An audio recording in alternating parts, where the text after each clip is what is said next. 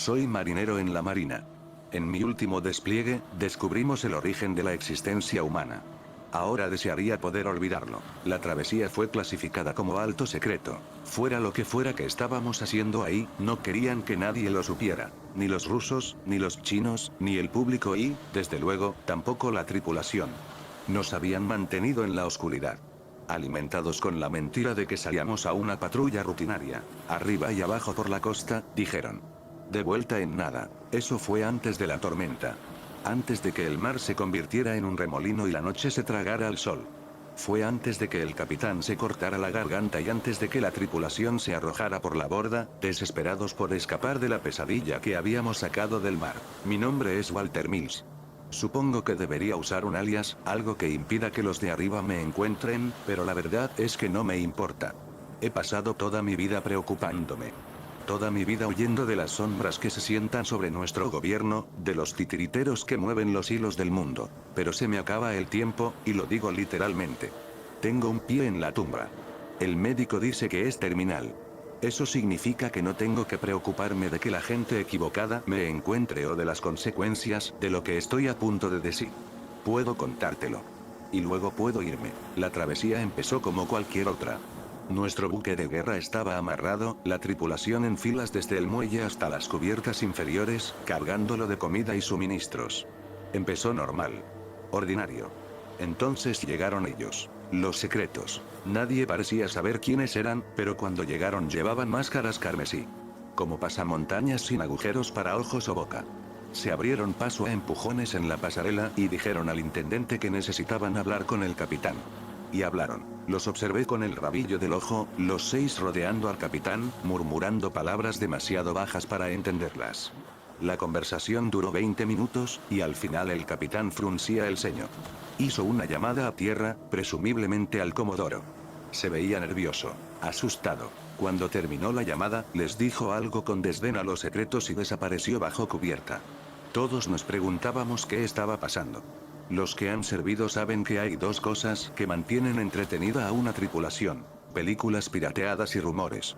Y después de ese intercambio, los rumores volaban. Algunos decían que los secretos eran fuerzas especiales, tan clandestinas que nadie tenía permitido ver sus rostros. Otros decían que eran agentes de inteligencia. Gente con acceso a información tan sensible que conocer sus caras podría ser un riesgo de seguridad nacional. Briggs, un fogonero en la sala de máquinas, bromeaba diciendo que eran Illuminati. Lagartos de Marte. No sabía qué eran. Para ser honesto, no me importaba. Solo quería terminar la travesía para volver a casa con mi esposa, Abby, y nuestra recién nacida, Alice. Para mí, esto era solo un trabajo. Un escalón hacia una vida mejor. Y cuando zarpamos, aún lo creía. Entonces el barco echó el ancla, y la tripulación fue reunida en el hangar. El capitán estaba al frente con 3 de los secretos a cada lado. Permanecían en silencio, mirándonos detrás de sus máscaras carmesí. El capitán carraspeó y dijo que esto era difícil para él, pero que antes de nuestra partida había recibido la orden de que nuestra misión había cambiado. Ya no sería rutinaria, ya no sería lo que esperábamos. Pasó una botella de pastillas. Cada uno de nosotros debía tomar una y guardarla consigo en todo momento, en caso de emergencia, pero jamás ingerirla salvo que fuera absolutamente necesario. ¿Qué es, señor?, preguntó Briggs desde atrás. Cianuro, respondió el capitán. La tripulación estalló en carcajadas. ¿En serio?, gritó alguien más. ¿Es para la malaria? ¿Nos van a desplegar? El capitán suspiró, mirando de reojo a los secretos, que seguían en silencio, impasibles. Es cianuro, y si saben lo que les conviene, se asegurarán de no perderlo. Dicho esto, se marchó con los secretos tras de sí. Esa noche, Briggs murió. Probó la cápsula. Juraba y perjuraba que todo era una broma estúpida. Que no había manera de que nos dieran cápsulas de cianuro cuando ni siquiera confiaban en nosotros para limpiar los baños sin supervisión. Sus últimas palabras: seguro que sabe a caramelos Smarties. Briggs murió rápido. Convulsionando, ahogándose entre vómito y excremento, pero una vez que sus órganos colapsaron solo tomó segundos. Transportar su cadáver por el barco tomó minutos, minutos que parecían horas. En la enfermería el médico intentó reanimarlo, bombeó su estómago, pero todos sabíamos que era inútil. Estaba muerto. Muy muerto. Después de eso, todos supusimos que regresaríamos de inmediato. Que entregaríamos el cuerpo de Briggs, rendiríamos honores y nos tomaríamos unos días de duelo antes de reanudar la misión. Pero el capitán informó que seguiríamos adelante. No habría marcha atrás. No entregaríamos el cadáver porque la misión estaba clasificada como sin fallo. Además, el barco entraría en confinamiento total. Sin comunicaciones. Estado River City. Eso significaba que no habría manera de llamar a casa. Ni de qué casa nos llamara. Estábamos aislados y solos, y entonces el capitán tuvo el descaro de decirnos que las cosas empeorarían. Que la muerte de Briggs, trágica como había sido, era apenas la punta del iceberg. La tripulación estaba furiosa. Confundida. Pero sobre todo, devastada. Muchos arrojaron sus cápsulas de cianuro, odiando el recuerdo que representaban. Pasaron 3 días desde la muerte de Briggs. 3 días de duelo, con el barco avanzando por el Pacífico mientras la tripulación se iba desmoronando, murmurando teorías sobre lo que estábamos haciendo allí. Es China, escuché a alguien en los pasillos. Tienen un arma secreta y vamos a desmantelarla. Vi un video en YouTube sobre esto. Pero si nos atrapan, nos van a torturar hasta matarnos. Por eso nos dieron el cianuro. Ni de coña. Eso es una locura. Es Rusia, idiota. Tiene que ser. Se preparan para lanzar armas nucleares y nos mandaron a hundir sus submarinos. ¿Por qué? Para que no puedan contraatacar después de que los reduzcamos a cenizas. No es genocidio si no tenemos elección. Yo no sabía qué pensar. Nunca había vivido algo así, así que simplemente cumplía con mis guardias y me iba a dormir. Repetía. Evitaba hablar del asunto, porque cada vez que lo hacía salía el recuerdo de Briggs, y dolía como una puñalada en el estómago. Él y yo habíamos pasado el entrenamiento básico juntos. Habíamos navegado por el noroeste del Pacífico y jugábamos a encontrar monedas viejas en cada puerto. Así que mantuve la cabeza baja. Trabajaba y callaba. Hacía ese trabajo cuando la advertencia del capitán se cumplió. Cuando las cosas empeoraron, una guardia nocturna y yo estaba al timón en el puente. Un momento navegábamos en aguas tranquilas bajo una noche clara y despejada, y al siguiente todo desapareció. La oscuridad robó la tarde como un interruptor apagado de golpe. Recuerdo al oficial de guardia salir a las alas del puente y mirar al cielo, tratando de determinar si la luna se había escondido tras una nube. Cuando regresó, parecía confundido. Alterado. Me resultaba extraño porque teníamos radares, no navegábamos a ciegas. Llamó al capitán e informó que la luna había desaparecido. Desaparecido. Mantengan el rumbo, ordenó el capitán. Pero señor, clic. La línea murió. A la mañana siguiente, el sol no salió. El cielo siguió tan negro y aterrador como la noche anterior. Para entonces los secretos comenzaron a actuar más raro. Antes se quedaban en sus camarotes, pero ahora deambulaban sin rumbo por el barco. Murmuraban incoherencias al pasar, rozaban con las manos todas las superficies. De vez en cuando los veías subiendo a cubierta con una pequeña radio y una antena portátil. La instalaban y se quedaban horas allí. La mayoría del tiempo no hablaban al micrófono, solo escuchaban el zumbido estático del altavoz. A veces, sin embargo, chillaban dentro de él. Una vez vi a uno llorando en silencio, con las manos en la cabeza. Las conversaciones de la tripulación se volvieron más erráticas. Las teorías de armas rusas o chinas casi desaparecieron, y ahora lo que se decía era que estábamos contactando con extraterrestres. Que habíamos localizado una nave caída y estábamos intentando comunicarnos con ella. Por eso el cielo se jodió así. Es tecnología de camuflaje alienígena para ocultar su nave. Si la conseguimos primero, podremos viajar a otros planetas y todo eso. Los tipos de rojo trabajan para Elon Musk. SpaceX. ¿Que cómo lo sé? Le pregunté a uno. Ni hablar. Ya les dije que los rusos nos iban a bombardear y ahora lo hicieron. ¿Por qué creen que está tan jodidamente oscuro? Invierno nuclear. Toda la ceniza y el hollín taparon el sol. Idiotas. Ninguna teoría se acercaba a la verdad. Nadie a bordo tenía idea de lo grave que era todo, o de lo grave que se iba a volver. Si lo hubiéramos sabido, habríamos hecho un motín allí mismo, dado la vuelta y regresado. Pero no lo hicimos. Navegamos en la noche. La semana siguiente pasó entre confusión y desesperanza. La tripulación se volvió más irritable. Gente normalmente alegre de repente gritaba a los demás, peleando por nimiedades. Comentarios menores se convertían en explosiones de furia en segundos. Café frío provocaba peleas a puñetazos. Papel higiénico perdido dejaba a un marinero con ojo morado y nariz sangrando, pero esos problemas eran manejables. No tan fuera de lo común como para no entenderlos o enfrentarlos. Lo que pasó en el gimnasio entre Mears y Yendel, en cambio, fue algo para lo que ninguno de nosotros estaba preparado. Yendel estaba asegurando a Mears en el banco de pesas. No sé qué se dijo. No estuve allí.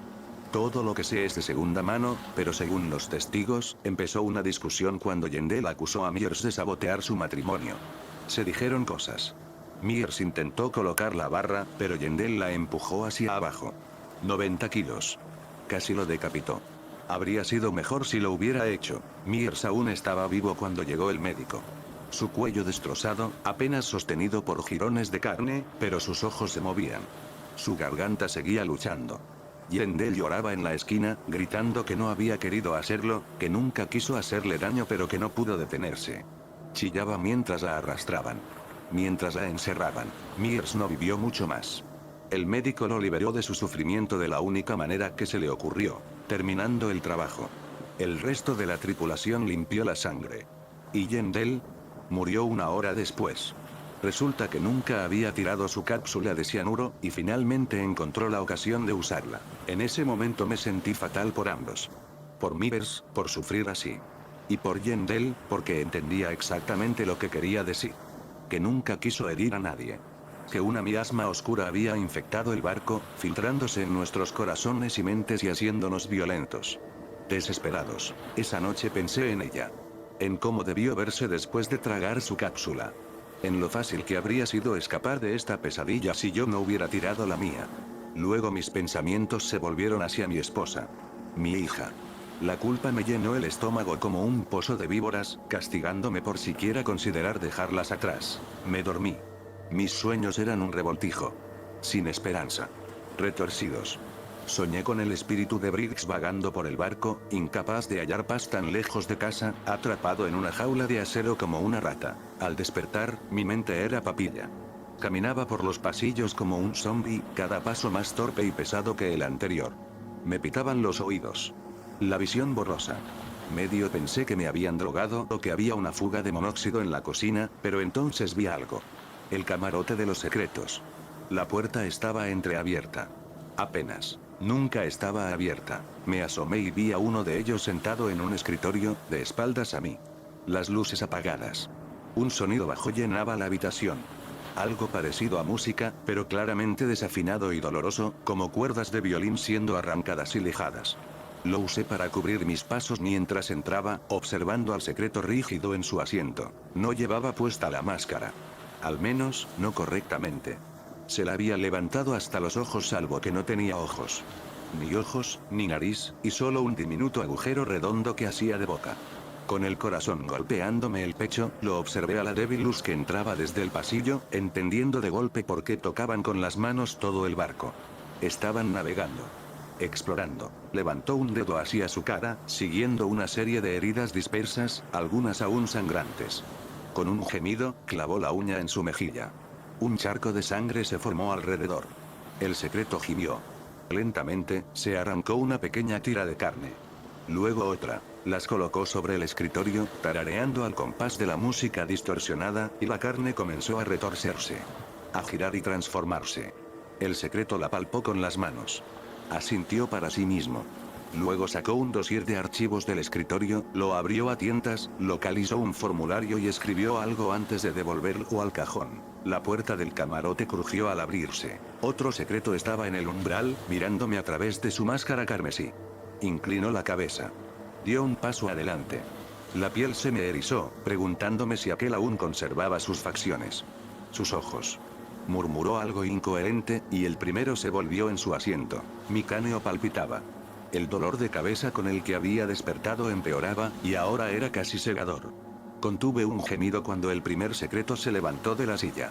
Se acercó a mí, y yo retrocedí un paso mientras abría el casillero frente al que yo estaba. Sacó de él una radio de onda corta y un machete. Mi corazón golpeó una vez. 2. Quise desmayarme, pero ambos salieron del camarote, dejándome solo. Solo con el dossier. Esperé 30 segundos antes de volver a respirar. Entonces abrí el cajón, tomé los documentos y los hojeé. Estaban escritos como en un delirio febril. Símbolos. Números. Nada parecía tener sentido, y se me ocurrió que probablemente estaban cifrados. Maldiciendo, los guardé en mi bolsillo para analizarlos después. Corrí al puente, ya tarde para mi guardia. Mis pensamientos se agolpaban mientras relevaba al timonel, entregando a toda prisa mi informe de turno a Sandu, la oficial de guardia.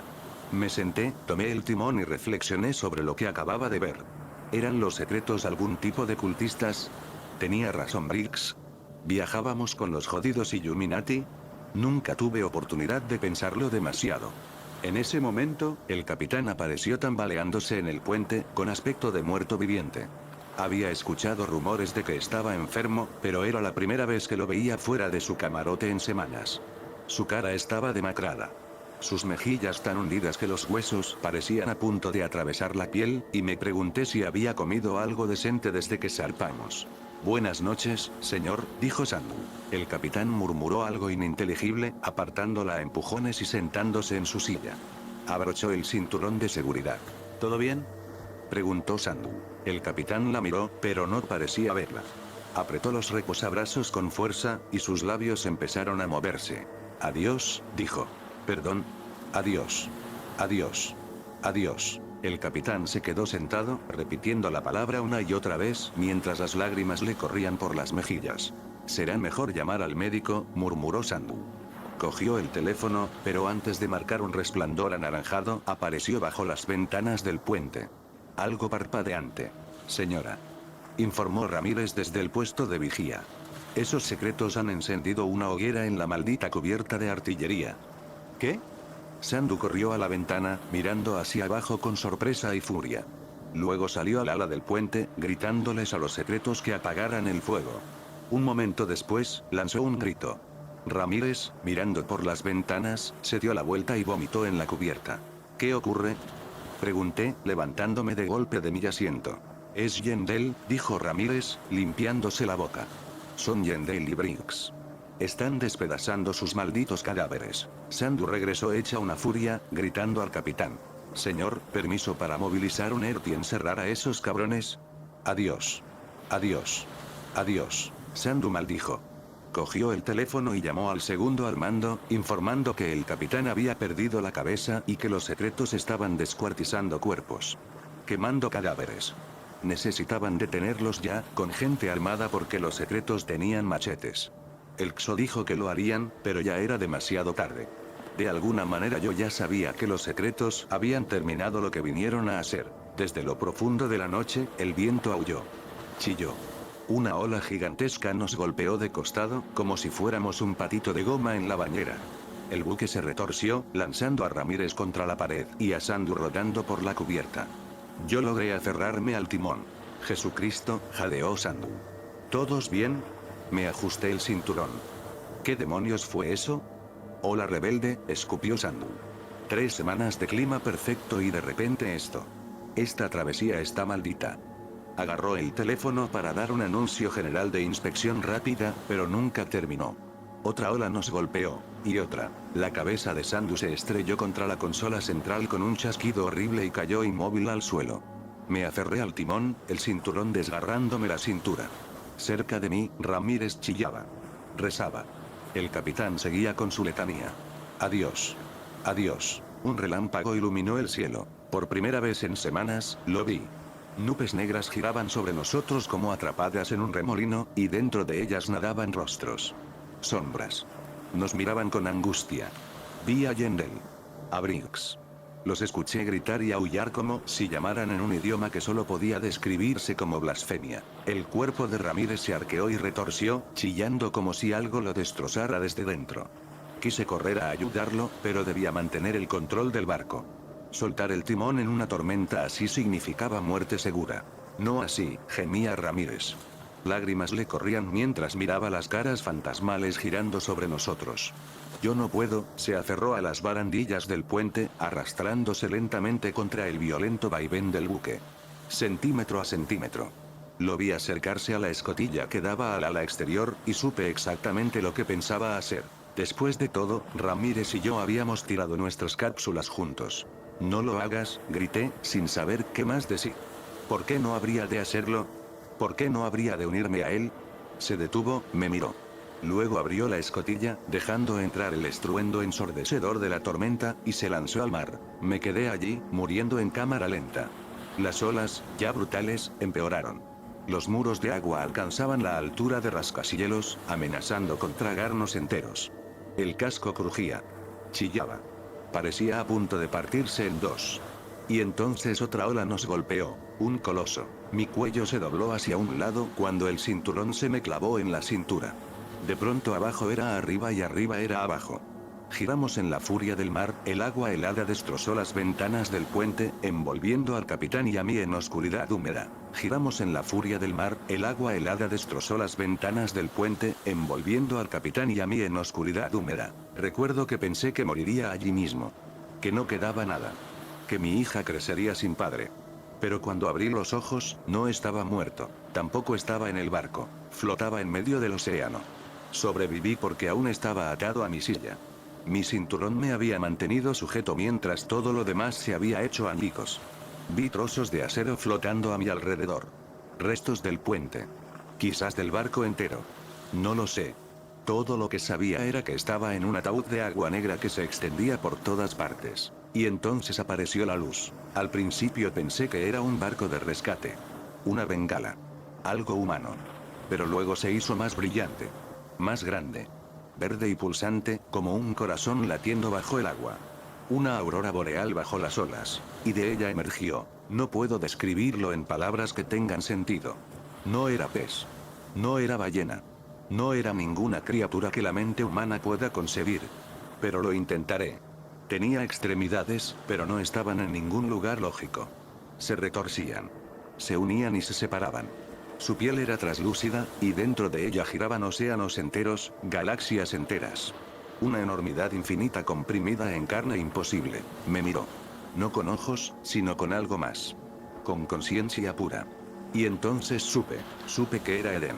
No era un lugar. No era un paraíso. Era él. Un dios antiguo enterrado bajo el océano, encadenado allí desde antes de que existiera el hombre. Los secretos no eran científicos ni soldados. Eran sus sacerdotes. Sus carceleros. Y nosotros éramos la ofrenda. Lo escuché en mi mente. Una voz que no era voz. Un murmullo que me arrastraba a la locura. Me mostró a Yendel. A Brinks. A Ramírez.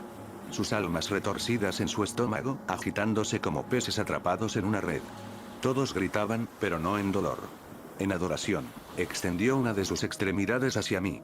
No sé por qué. Quizá para reclamarme. Quizá porque aún no había terminado conmigo. Pero justo cuando me tocó, escuché otro sonido. Un trueno. Motores. Helicópteros. Abrí los ojos y estaba en la cubierta de un barco. No el nuestro. Otro. Hombres con máscaras y trajes negros me rodeaban. Me gritaban, me sujetaban.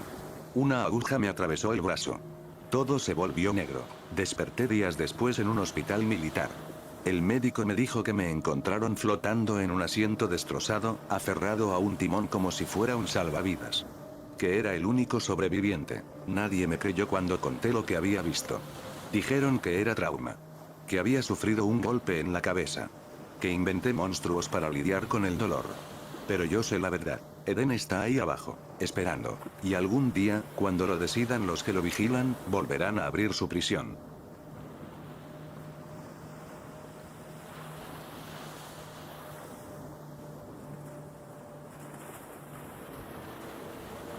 En 1989, detectamos un débil llamado proveniente de las profundidades del océano. Un extraño grito de una criatura masiva, viajando sola en las vastas aguas azules de abajo.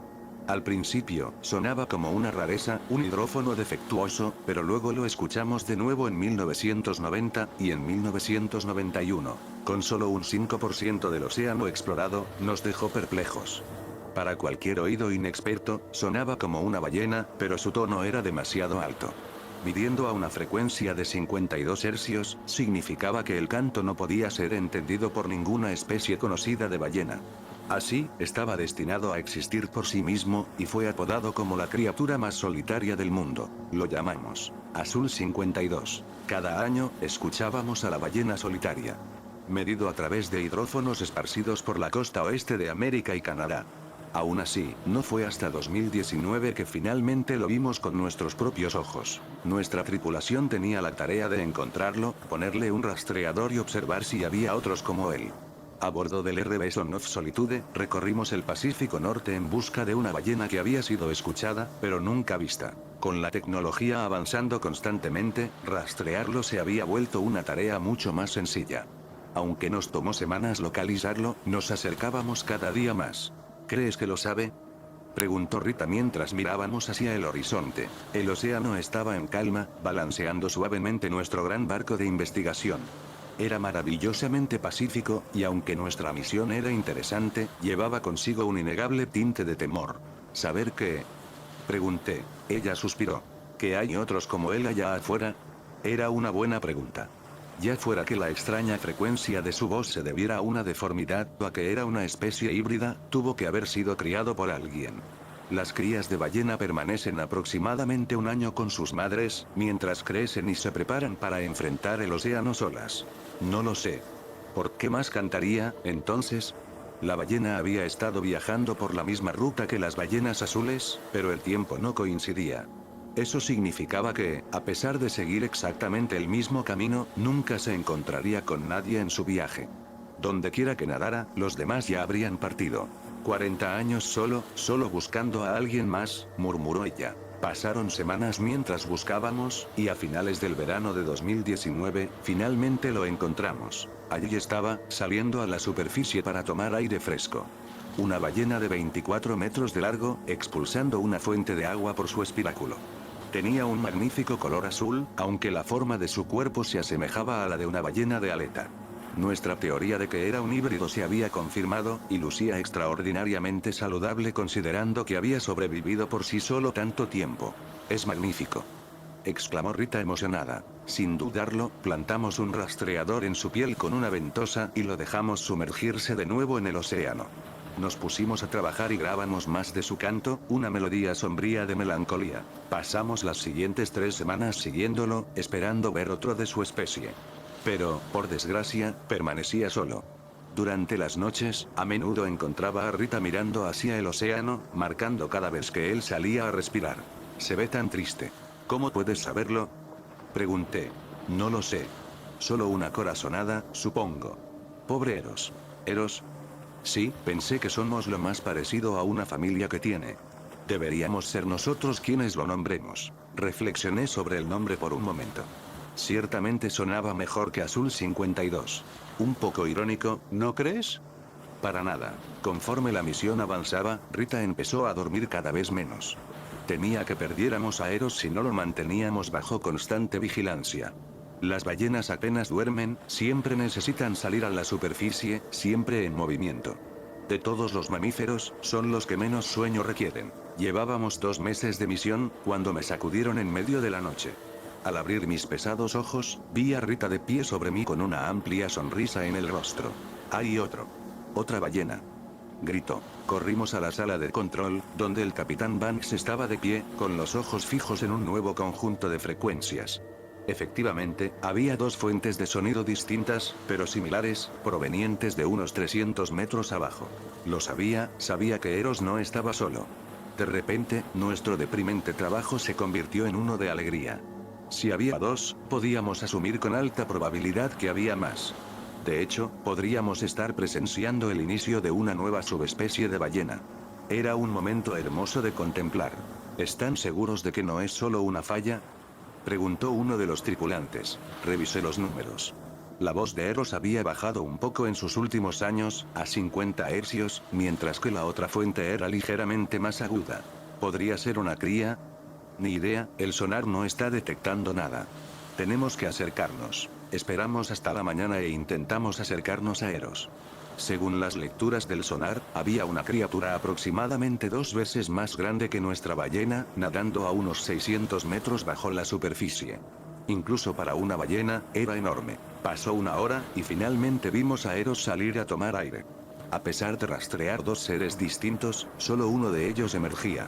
¿Ves algo?, pregunté. No, no está saliendo. ¿Estamos seguros de que es una ballena? ¿Qué más podría ser? No lo sé, pero ni siquiera las ballenas pueden contener la respiración para siempre. Discutimos la posibilidad de que fuera una especie completamente nueva, pero antes de poder alertar a nuestros superiores en tierra firme, escuchamos algo más. Era una tercera canción, luego una cuarta, y una quinta, y en poco tiempo, se había detectado un grupo entero de esas criaturas. Eran enormes, mucho más grandes que cualquier ser conocido que habitara el océano. Era un descubrimiento aterrador, pero fascinante. Se nos ordenó enviar un dron sumergible, para obtener una vista real de los seres. Yo controlaba la máquina, que descendió rápidamente unos 300 metros. Contuvimos la respiración mientras la luz del sol seguía a la oscuridad del océano. Pronto, estaríamos justo sobre los animales no identificados. ¿Dónde demonios están?, preguntó el capitán Banks. Allí, vi algo. Era Eros, descendiendo para seguir al dron. Parecía comprender que el dispositivo nos pertenecía y comenzó a guiarnos hacia las otras criaturas. Seguimos a Eros más abajo. A 600 metros bajo la superficie, finalmente los encontramos. Al principio, todo lo que vimos fueron orbes amarillos brillantes colgando en la oscuridad. Luego, vimos las verdaderas monstruosidades que habíamos descubierto. No son ballenas, jadeó Rita. Parecían trozos rasgados de carne verde brillante, flotando arriba y abajo como medusas en el agua. Tenían cuerpos enormes cubiertos de ampollas luminosas. Decenas de tentáculos se extendían desde su masa deformada. Lo que asumimos eran sus cabezas, tenían múltiples agujeros oscuros con membranas delgadas a través de las cuales emitían sus cantos. ¿Qué son?, pregunté. Antes de que pudieran responderme, uno de los tripulantes gritó en protesta. Todo lo que escuchamos fue un chapoteo, cuando alguien cayó al agua. «Espera». «No», gritó. «¿Qué pasó?», preguntó el capitán Banks. Simón, él tomó un ancla y saltó del barco. Buscamos con desesperación al marinero perdido, pero ya se había ido. «Llamen a la base, díganles lo que pasó», ordenó el capitán Banks. «Traigan de vuelta el dron, es hora de irnos». Miré de reojo la pantalla.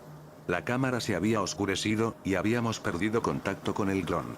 Sin mucha vacilación, decidimos poner rumbo a la costa. Las grabaciones servirían como suficiente documentación de nuestro descubrimiento. Aún faltaban días para llegar a tierra, pero no teníamos otra opción. La noche cayó, y nos sumergió en una oscuridad abrumadora. Nada más que 1.000.000 de estrellas arriba iluminándonos en la noche. A pesar de su belleza, significaban el inmenso vacío que nos rodeaba. ¿Qué crees que acabamos de ver?, pregunté al capitán. Él revisó las múltiples grabaciones de nuestros hidrófonos. Todas coincidían con la voz de Eros en frecuencia, aunque el ritmo era completamente distinto. Los cantos de ballena pueden viajar 100 millas sin problema. Según la composición de esas cosas, diría que eran criaturas sin aire. Eso sugeriría que vienen de lo más profundo del océano bajo nosotros, pero no puedo asegurarlo. ¿Cree que Eros los alertó con su voz?, asintió. ¿Por qué más habrían subido hasta aquí? Nuestra conversación fue interrumpida por el sonido de un ancla moviéndose en cubierta. Corrimos afuera para encontrar a Rita de pie al borde, mirando con anhelo hacia el océano. «Rita, ¿qué estás haciendo?». «Me están llamando». «¿Quién?». «Los danzarines del mar. Sus cantos son tan hermosos. ¿No los escuchan?». «Rita, por favor aléjate del borde», suplicó el capitán Banks. Di un paso lento hacia ella, listo para apartarla del borde. Pero antes de poder acercarme, simplemente dio un paso adelante y cayó al agua. «Rita», grité desesperado mientras se hundía fuera de la vista. Para cuando pudimos dar la vuelta y buscarla, ya estaba demasiado lejos para rescatarla. Cualquiera que saltara voluntariamente a las profundidades nunca podría ser rescatado. El capitán Banks saltó a la radio, listo para pedir una evacuación aérea de regreso a tierra firme. Sin embargo, el único sonido que nos recibió al otro lado fue el maldito canto desde las profundidades. Fuera lo que fueran esas criaturas, interferían con nuestro sistema, haciendo imposible pedir ayuda. Estábamos atrapados. En el océano, aparecieron 100 orbes brillantes. Las criaturas, a pesar de provenir de miles de metros abajo, tenían la capacidad de salir a la superficie, y se dirigían directo hacia nosotros. «Oh, Dios, fue lo único que alcancé a decir antes de que el barco se sacudiera violentamente. Un tentáculo salió del agua y atrapó a uno de los tripulantes. Gritó de agonía mientras le perforaba el abdomen, arrastrándolo hacia el mar. El capitán Banks tomó un cuchillo e intentó cortar uno de los tentáculos que se había enroscado en nuestra cubierta. Fue una tarea inútil, y otro rápidamente se enredó en su pierna, rompiendo el hueso al instante. Gritó mientras la criatura lo destrozaba, abriéndose paso por su abdomen. Estaba muerto antes siquiera de tocar el agua. El barco comenzó a volcarse, y me aferré a la barandilla. Entonces, algo nos embistió, y el barco volvió a su lugar. Los tentáculos se retiraron al océano, y estábamos temporalmente libres. Busqué algún rastro de mis compañeros, pero todos habían sido arrancados. Solo, me asomé al agua, y vi a lo que había sido mi improbable héroe. Era Eros. Había lanzado su masivo cuerpo contra el monstruo, que había redirigido su atención hacia él. El tentáculo se hundió en su cuerpo, tiñendo las aguas de sangre. Siguió nadando, alejándose de las monstruosidades, y ellas lo siguieron. A su paso, dejó un rastro de sangre, llevándolos lejos de mi dañado navío, dándome la oportunidad de escapar. Puse rumbo en dirección opuesta, sin dudar en aprovechar la ventana de escape que me había otorgado. Las criaturas no me siguieron, pero nunca dejé de huir. Pasó otro día completo antes de que finalmente lograra contactar con la base. Les alerté de la situación y enviaron un barco a mi encuentro. Yo había sufrido heridas menores. Mi tripulación, en cambio, había sucumbido casi por completo a los horrores del océano. No sé qué le ocurrió a Eros, si logró escapar o si esas cosas lo alcanzaron.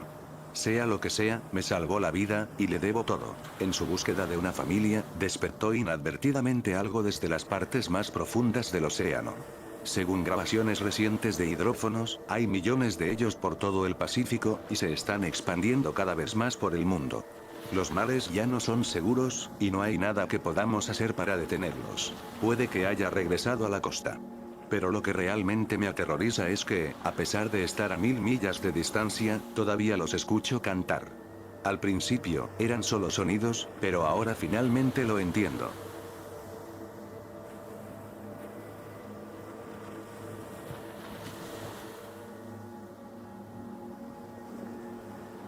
Hace unos 3 años yo era reportero científico a bordo del buque de investigación del Atlántico Norte, Vaseline Explorer.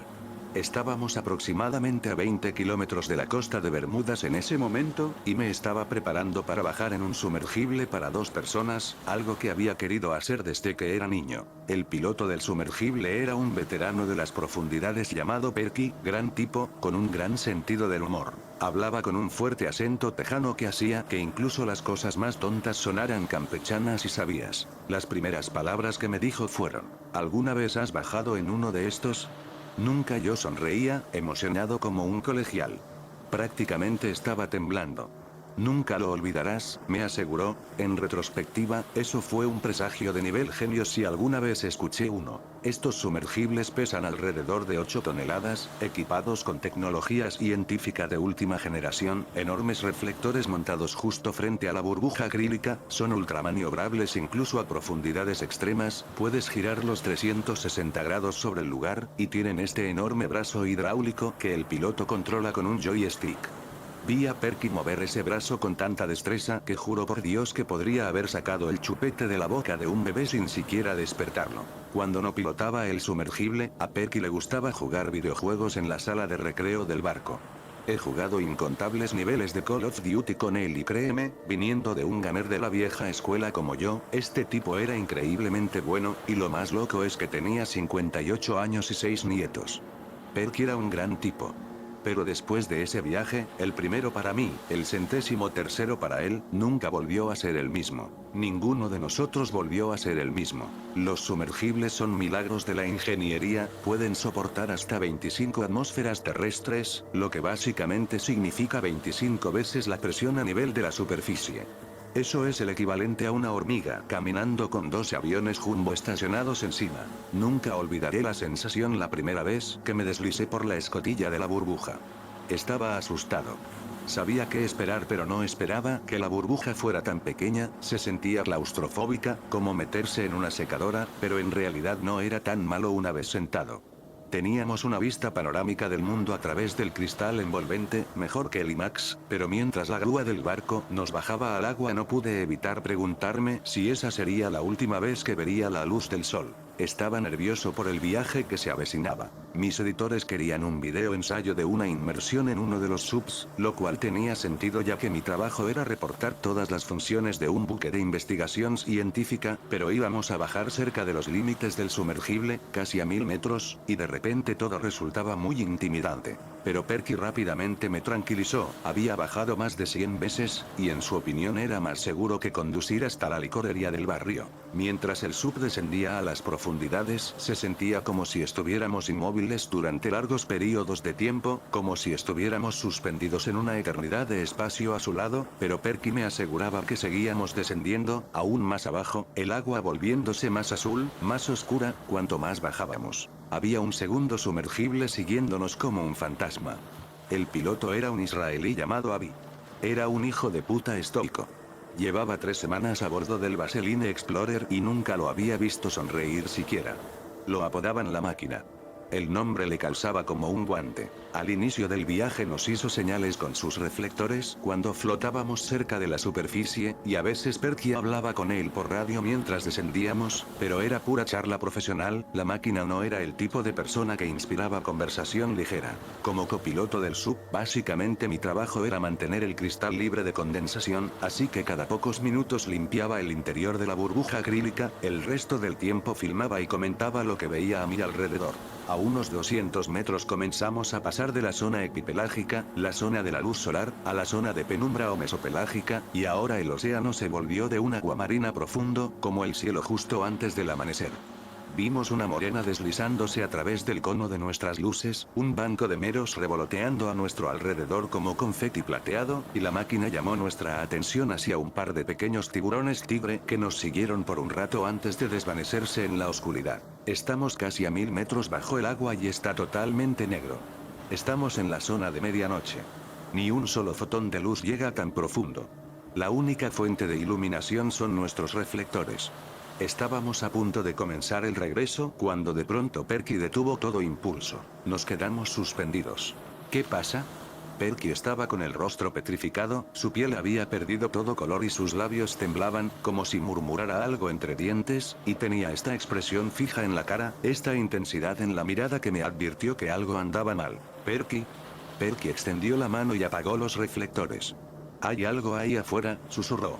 No sé cómo describir el impacto que esas palabras tuvieron en mí. Puedes reportar las cosas que un hombre dice, pero es difícil transmitir la manera en que las dice, y la forma en que Perky dijo, «Hay algo ahí afuera», me heló la sangre al instante. Sonaba asustado. Solo el sonido de nuestra respiración mientras ambos mirábamos hacia la negrura absoluta. Había algo ahí afuera. No podía verlo, pero podía sentirlo, algo nos observaba, y nunca había sentido nada parecido. Era ateo en ese momento, pero después lo describiría como una experiencia religiosa. No tengo idea de lo que quise decir con eso. Estaba en shock en ese momento. No sé qué carajos estaba diciendo. ¿Qué es? Apenas reconocí el sonido de mi propia voz, sonaba débil e infantil, como si de repente, en un instante, hubiera regresado a la infancia. Apreté el brazo de Perky. ¿Qué hay ahí afuera? Me volví hacia él. Parecía la muerte. Estaba más asustado de lo que jamás he visto a un hombre. Las luces de la computadora iluminaban su rostro, las sombras devoraban su carne, sus ojos amarillos y vidriosos de terror. ¿Qué demonios podría asustar a un hombre como Perky? Era duro como clavos, un adicto a la adrenalina por todas las cuentas, pero en ese momento parecía que caminaba hacia el corredor de la muerte. Volví la vista a través de la burbuja del Atlantis. Oscuridad tan profunda que parecía tragar mis pensamientos. ¿Qué había ahí afuera? ¿Por qué temblaba con este pavor incomprensible? Se sentía como una premonición de perdición. Los reflectores del segundo sub pasaron junto a nosotros, la máquina, ajeno a lo que nosotros podíamos sentir tan claramente, estaba maniobrando su sub de lado, tratando de averiguar por qué nos habíamos detenido por completo. «Apaga las luces», susurró Perky con una voz tensa de pánico, y de pronto se inclinó hacia adelante y encendió la radio. «Avi, apaga tus malditas luces», siseó. Pero ya era demasiado tarde.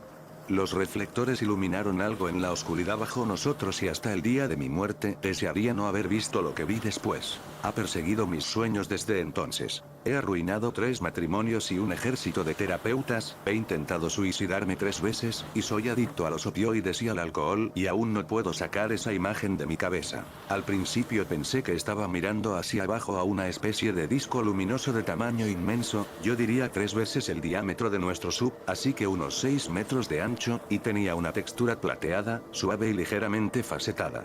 Había bandas de color que irradiaban hacia afuera desde ese círculo de negro absoluto que se encontraba justo en el centro del disco. No puedo describir ese negro. Era más oscuro que la ausencia de luz, era la maldita ausencia de esperanza. Antes de pegarse un tiro en la cabeza hace 3 años Perky me llamó.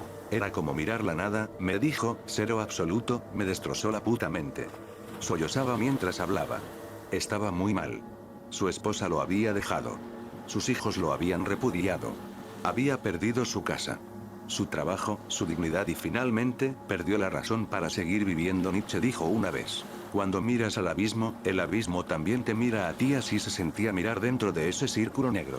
Como si me devolviera la mirada. Lo vi quizá por un segundo antes de que la máquina apagara sus reflectores, pero hubo una eternidad en ese segundo, la sensación de caer en el abismo, de ser tragado por la oscuridad, de perder poco a poco la cordura. Era un ojo. Ese disco con el círculo negro en el centro había sido un maldito ojo de 6 metros de ancho, y hasta el día de hoy se me enfría la piel cuando lo recuerdo, ese ojo colosal mirándonos desde la oscuridad, y la intensidad de esa mirada estaba más allá de la comprensión humana, era una inteligencia medida en eones, era una maldad más allá de las escrituras, más allá de la razón, y posó su mirada inmortal sobre nosotros, y quedamos malditos por ella, marcados por ella, destruidos por ella. Dios nos ayude. Y entonces la máquina apagó sus reflectores y la oscuridad se llevó esa visión horrible, pero no el recuerdo de ella. Sentí una desesperación como nunca había experimentado, un terror negro llenó mi corazón, ese ojo, Jesucristo en el cielo, ¿qué tamaño tendría el monstruo que poseía ese ojo? Se sentía bíblico. No necesitaba mirar a Perky para saber que él sentía lo mismo. Ese ojo no pertenecía a una cosa de razón o de naturaleza. No era algo de la ciencia, era un monstruo, era la madre de todas las pesadillas de las que despiertan gritando nuestros hijos. Y aún mientras pensaba eso, Perky susurró, maldito sea el día, aquellos que están listos para despertar al Leviatán. Y a mis oídos sonaba como un hombre muerto citando las escrituras. Miré hacia la oscuridad al frente, sabía que ese ojo aún nos miraba aunque ya no podía verlo, sentía el peso aplastante de su mirada, y estaba borracho de horror, emitiendo sonidos en el fondo de mi garganta, intentos de hablar pero sin que salieran palabras, estaba atrapado, quería correr y esconderme pero sentado en un pequeño sumergible a 1000 metros bajo el nivel del mar no había dónde correr, ni dónde esconderse. La radio crepitó, la máquina decía algo pero yo no escuchaba, aún miraba esa maldita oscuridad. Algo se movía ahí afuera, podía sentirlo, como una montaña girando su antiguo rostro hacia nosotros, y podía sentir la gravedad terrible de ese monstruo al girar, las imágenes más horrendas destrellaban en mi cabeza, fosas comunes llenas de cuerpos no del todo muertos, un lobo masticando una pierna atrapada en una trampa de cazador, niños esqueléticos detrás de una cerca de alambre, refugiados atrapados en fronteras de alambre de púas, gritando por ayuda, yo me arrancaba el pelo y me golpeaba el cráneo, pero las imágenes solo se volvían más horribles, y mi cerebro se sentía como un enorme coágulo de sangre palpitante. Oí a Perky aullando de dolor y terror. Oí mis propios gritos desde 1.000.000 de millas de distancia. Y luego, de repente, las imágenes se fueron. Aspiré un sollozo entrecortado y, volviéndome hacia Perky, grité, «Sácanos de aquí». Él negó con la cabeza. «Mira», dijo, algo había aparecido en la oscuridad al frente. Alguna especie de fisura se estaba abriendo en el vacío negro, un resplandor ardiente brotaba de ella iluminando el océano circundante, y mientras observaba, la fisura se abría más y más, hasta que se abrió casi 30 metros de ancho, tal vez más, y ese resplandor ígneo y larval llenó toda mi visión frontal, era del color del napalm y de los atardeceres posnucleares, y mirando dentro de esa cima que se abría juro por Dios que vi el infierno encarnado, lleno de multitudes de almas torturadas. Mis terapeutas todos dijeron que fue una alucinación. Pero Perky y la máquina vieron lo mismo. La fisura se abrió en una caverna de dimensiones imposibles, tan vasta que contenía cadenas montañosas enteras, y lagos de fuego, y ríos de sangre hirviente, y lluvia fundida cayendo ardiendo desde densas nubes de azufre amarillo, y vi multitudes desnudas, miles y miles de almas gritando, siendo arrebatadas por enormes bestias aladas y arrojadas a esos lagos de fuego. Las bestias aladas eran horribles, una especie de híbrido, llevaban tridentes y hierros candentes y algunas tenían cabezas de pájaro y cuerpos de hombre, y otras eran monstruos reptilianos, pero todas ellas, lo sentía, estaban llenas de un odio negro hacia la humanidad. Perky gritaba el Padre Nuestro, y recuerdo mi boca abierta de par en par, boquiabierto de horror, y lágrimas corriendo por mi rostro, y entonces, esa horrible fisura se cerró lentamente, y creo que en ese momento me di cuenta de que había estado mirando la boca de esa criatura. No recuerdo cómo volvimos a la superficie. Recuerdo que tuvieron que esposarme a una camilla en la enfermería cuando volvimos al barco, gritaba, no podía parar, me hicieron usar pañales, ni siquiera podía controlar mis intestinos. Estuve en la enfermería 3 días, gritando y cagándome hasta el estupor. La máquina se ahorcó una semana después de regresar a casa. Su esposa lo encontró. Dejó una nota. Una sola palabra en hebreo. Leviatán, estoy tratando de dejarlo atrás. Han pasado 6 años y soy el único que queda. Los días van mejorando, pero temo la llegada de la noche, hundirme en el sueño de la misma forma en que nos hundimos en ese abismo, aterrorizado de lo que me espera en mis sueños. Nunca he vuelto al océano.